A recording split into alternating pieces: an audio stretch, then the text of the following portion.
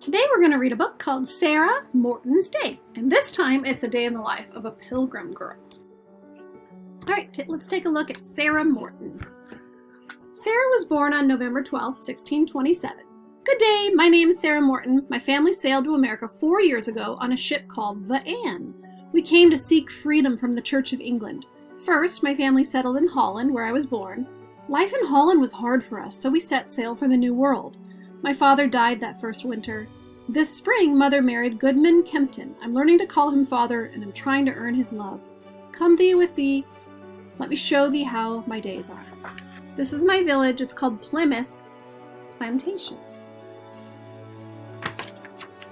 At sunup, when the cockerel crows, I must get up and be about my chores. I put on my overgarments, a petticoat, stockings, garters, another petticoat, a waistcoat, a coif on her head, an apron, a pocket, and shoes, and roll my bedding into the corner.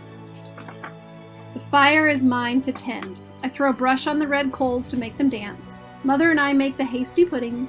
I lay the table with clean cloths, bowls, and spoons. I serve Mother and my new father first. I must stand at my place to eat. Perchance my new father will make a stool for me. Wow, quite different than our life, isn't it, guys? When the table scraps I've collected, I go out to feed the chickens. Because I've forgotten to latch the pen, I must run our hens a game of chase. Hard work. At milking time, I find my best friend Elizabeth Warren at the pen. As we milk, we tell each other secrets. Today I tell her of a dream about my real father. I miss him often, but I do not speak of him to anyone save Elizabeth. I do not wish to seem ungrateful to my new father. Elizabeth likes to remember the time before she came to the New World. She tells me of shops in England full of colored ribbons and of fairs with women dancing. After milking, I muck the garden to make it rich for planting in the spring. The muck is heavy, and I must often stop to rest. Hurry along, Sarah, Mother calls from the door. Oh, Mary, I'm caught idle again. I'm to pound spices this day. Our house will have a pleasing scent. The thump, thump, thump of Mother's churning keeps me company. I wish I could tell Mother about my dream, but she's quiet today, and I have enough gotten the rod for speaking out of turn. Ooh.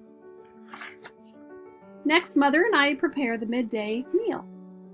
Now, this type of cornbread is much simpler than what we're used to. They just take the cornmeal flour and mix it with water, and that's all they do. When my new father comes home for dinner, he seems pleased with the rich pottage and warm Indian cornbread that we've made. After dinner, it's time for my favorite task. I draw vinegar to polish the brass. If I'm patient and rub the salt and vinegar slowly, the kettle will truly shine. Of a sudden, I hear a warning shot from the meeting house on the hill. It means a ship has been sighted. Perchance we will have some visitors on tomorrow's tide. I pray that they won't be people who wish us harm. Mother says I may fetch Elizabeth. We run to the top of the hill to see the ship, but it's still a tiny speck at sea. I dare not wait to see more. It's time for my lessons. My new father thinks I show a talent for learning. I'm grateful, for in many families, girls are not spared from their chores for lessons. My fingers are clumsy around the chalk, but it gets easier. Someday I may be able to read Mother the letters she gets from her relations in England. So that tells us that Mother doesn't read either. After the lesson, Elizabeth is waiting for me. I show her my new father's gift. He's made me a knickerbox. Elizabeth and I take turns shooting. We keep score with scratches in the sand. Today my marbles go through the arches more truly. Hers bounce back to her. I'm winning, but the sun is beginning to lower, and I must get back to chores. I feed the fire to heat the pottage again, and milk the goats once more. The big brown goat is troublesome. The more I push, the more she kicks. I will have a mark to show from her tomorrow. As I return from milking, my new father's coming home. He has news of the ship. It carries visitors to our village. There's much to talk about, to lodge them, and how to portion out the stores. After we've eaten, my new father quizzes me on my verses. I've been learning this one by heart since last Sabbath. It has words to turn my tongue into a knot. And this is from Psalms in the Bible. Psalm 100. This is what she's tasked with memorizing. And not by reading it, but by listening to her new father read it.